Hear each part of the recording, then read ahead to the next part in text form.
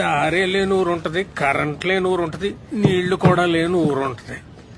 కానీ గుడి లేని ఊరిని ఎక్కడన్నా చూశారా? ఉండరా ఉండదు కదా. ఉండదు. అలాంటి ఊరే ఉండదు.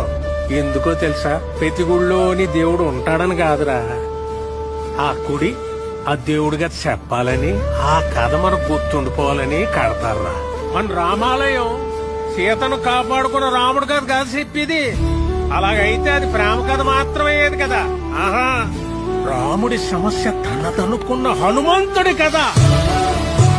ధర్మం వైపు ఉన్న రాముడికి మేమున్నామని నిలబడ్డ వానరుల కథ. అధర్మంపై గెలవడానికి యుద్ధం చేసిన సైన్యం కథ అది. అందుకే రామాయణం లోక కళ్యాణం కోసం జరిగిందంటారు.